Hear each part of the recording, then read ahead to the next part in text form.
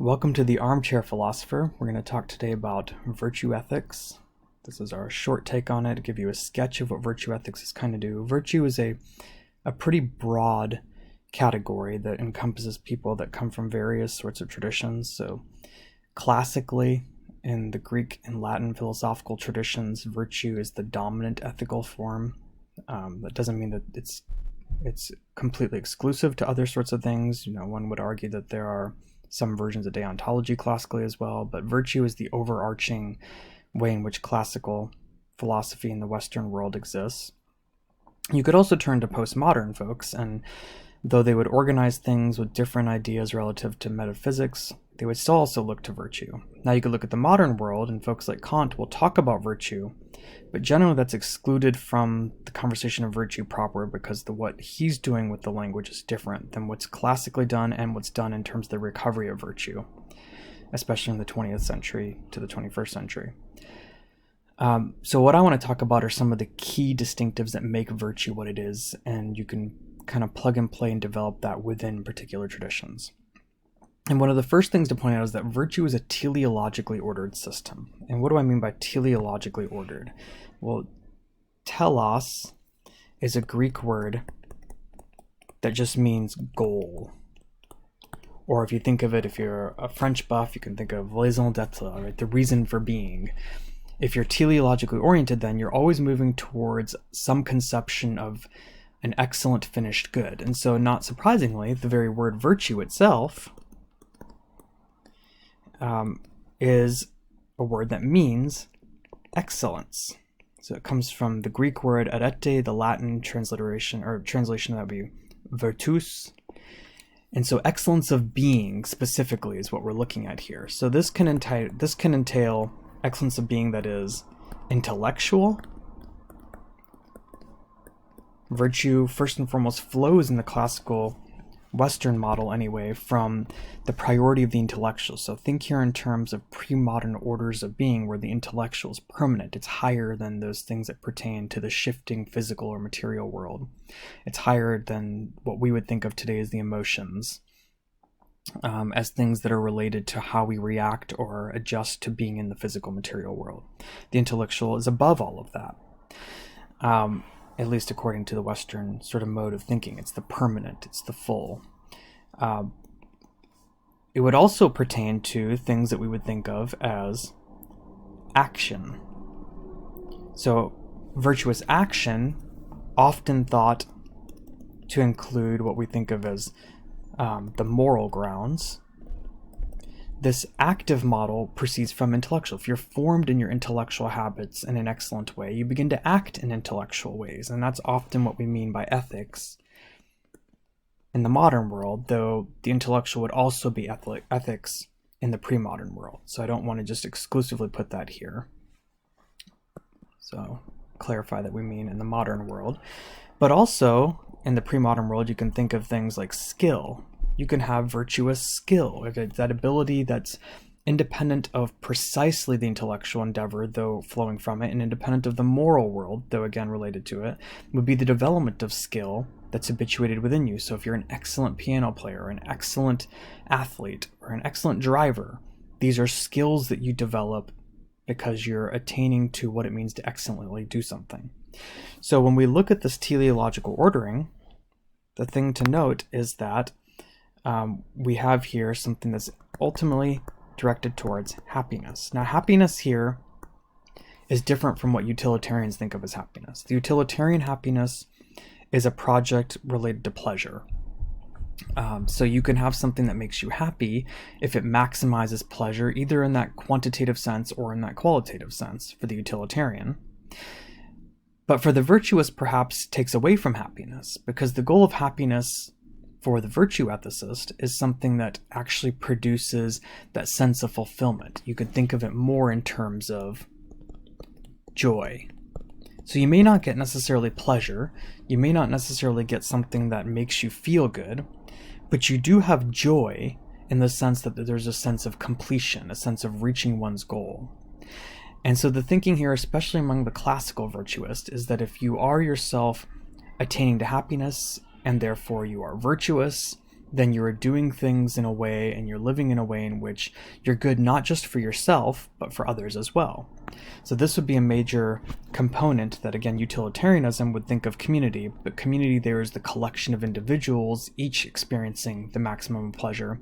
Here, I can receive happiness and joy because it's good for the other. Right? So if you think about a parent, for instance, a parent might do things, might give up his or her food for the sake of the child because it makes one happy to say, look, I didn't get the chocolate, but my kid is really happy, and therefore I'm happy. There's the joy that comes in realizing a pleasure that pertains, a happiness that pertains independently of my own individual pleasure. More specifically, it attains to that higher good for which humans are made. If you want an analogy here, think about a tree. We think of excellent trees as those trees that, for instance, are full grown and bear lush leaves and, in the proper season, lush fruit or abundant nuts or pine cones or whatever they may be. They are taking carbon out of the air and they're refreshing the oxygen that we have in the air. These are good trees. Trees that don't do this well are less than fully realized trees, and you would say that they're not excellent trees. Or if they give you fruit that's bitter, it's not very good, then they're less than excellent trees. The good tree is the one that fits the nature of what a tree is. So teleologically ordered things are very much concerned with nature. What is the nature of something?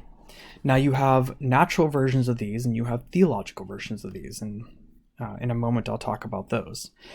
Additionally, as opposed to utilitarianism, where the goal is in some sense overpowering of the process. So one could say that the end justifies the means in utilitarianism. You wouldn't say that for virtue.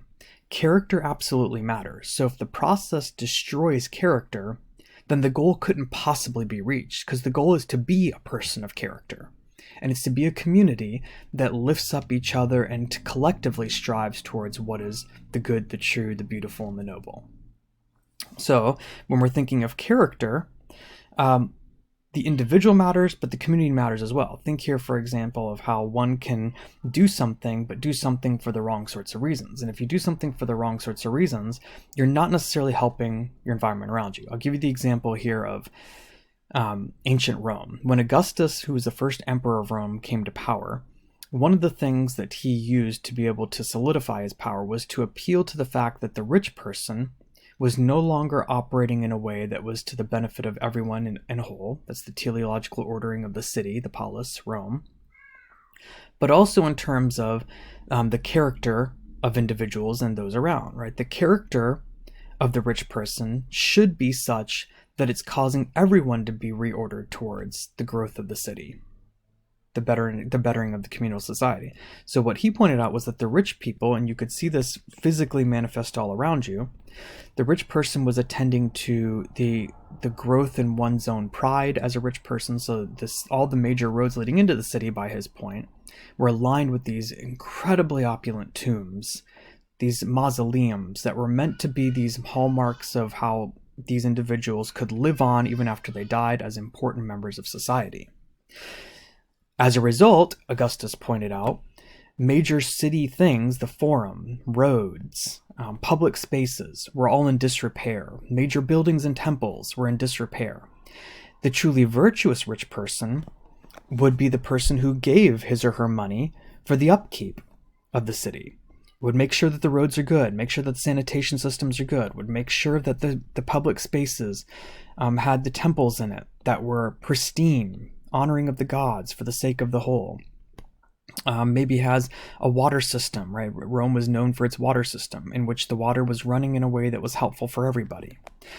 Augustus was trying to push these sorts of things. That's the communal character, right? So the individual character flaws meant that the final good couldn't possibly be reached. So instead, in attending to those things, he tried to make sure that everyone knew he was virtuous. How did he do that? He had his lieutenant go through and fix the sanitation system.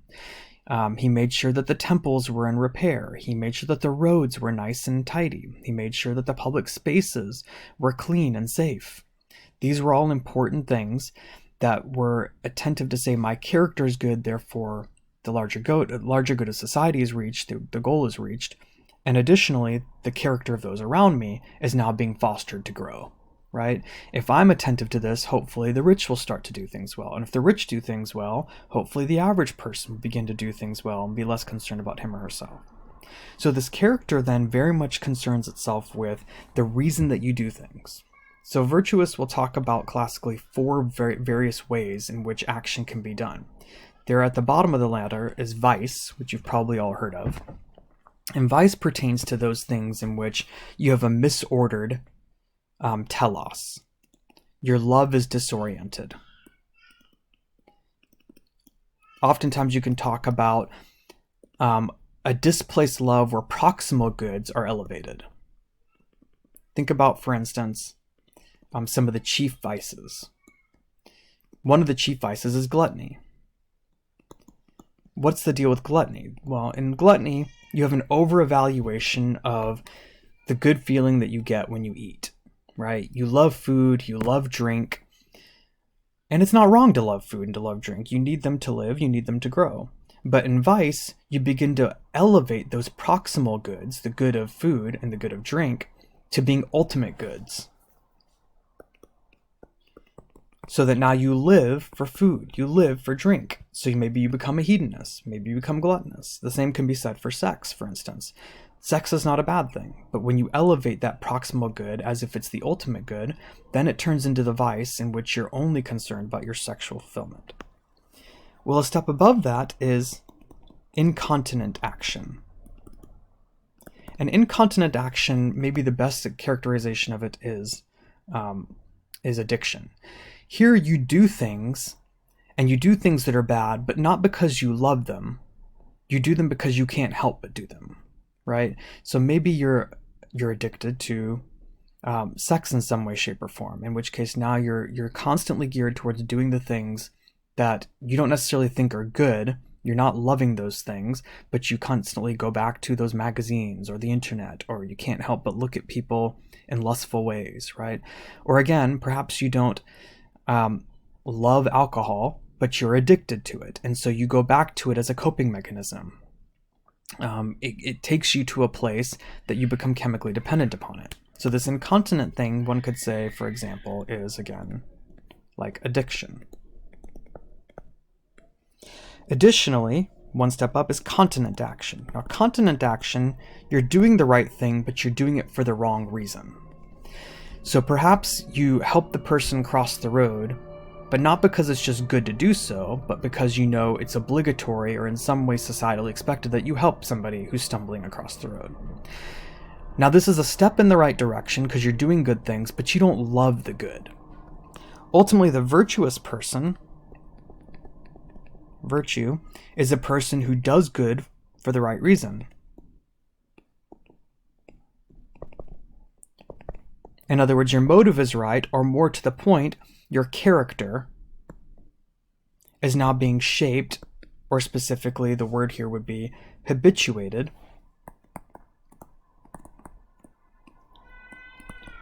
in a way in which you're now directing yourself to second nature, right? Habits is the formation of something like second nature, where you automatically begin to act in certain ways that are beneficial and good.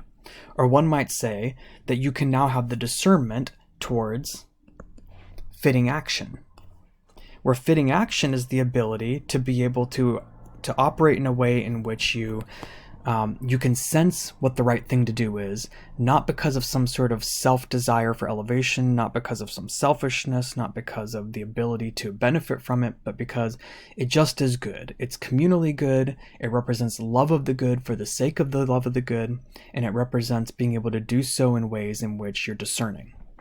So you might think of what's often thought of historically as the four cardinal virtues, which would be wisdom, justice, courage, and temperance. Wisdom would be the ability to discern what's the right thing to do in this situation. If you think about Proverbs 26, I believe it's 26 verses 4 and 5, answer a fool according to his folly, don't answer a fool according to his folly. You have the ability to discern when to answer a fool and when not to, according to his or her folly.